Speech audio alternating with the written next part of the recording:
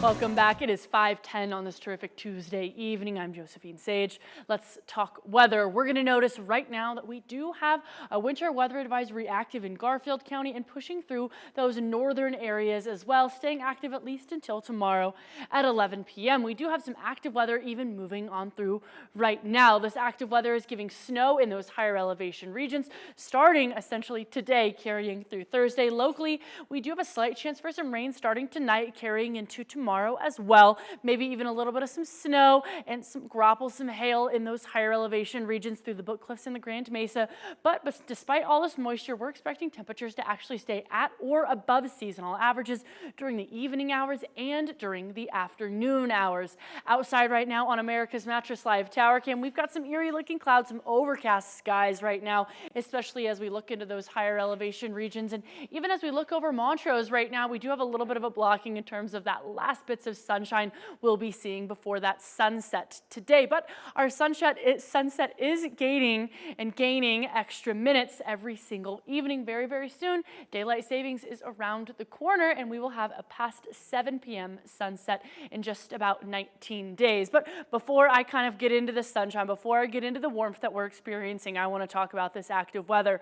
We'll notice in our overall setup as this upper level flow moves on through, we've got a lot of action through the Great Basin and through those northern mountains as we wake up tomorrow. Now we're going to fast forward into Wednesday afternoon. That's when we're going to start to see maybe a little bit of some rainfall locally and a little bit of some snowfall through Ridgway, Uray, even stretching down towards Durango. But most of that is actually focused over that Rangeley, Meeker, and Steamboat region before it very quickly kind of shifts on way further east on Wednesday night.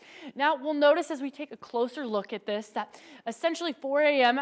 middle of the night tonight, we just have that cloud coverage locally and a little bit of some moisture through those northern mountains. Fast forwarding into that Wednesday 1 p.m. hour, a closer look, Mac, Loma, even a little bit of those desert valleys through Green River and Moab will be receiving some rain.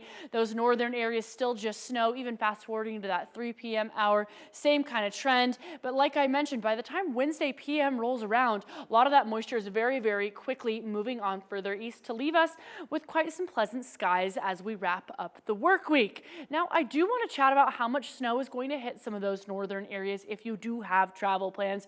We'll notice as we fast forward into that Wednesday p.m. hour, single digits through Steamboat and Meeker, same with Aspen, Gunnison, and Telluride. But then as we kind of get towards the end of this storm rolling on through, we're looking at just about 5 point through Steamboat, but then Thursday p.m. hours, Aspen could be getting up to 6.5. So a little bit more than what we originally expected in terms of accumulations, but that I-70 corridor could have dangerous road conditions and not even just those slick roads, but also some blowing snow. We do have some elevated wind speeds through some of those higher regions, 9 miles an hour in Telluride, 14 miles an hour as we look towards Montrose right now.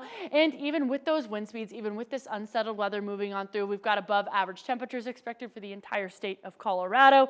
Even right now, those temperatures are still feeling mid-50s through Grand Junction and Montrose. We'll even notice in our almanac, we were pushing a couple degrees above what we're typically used to this time of year. But Discovery Auto Group's 7-day forecast still has those warm temperatures sticking around.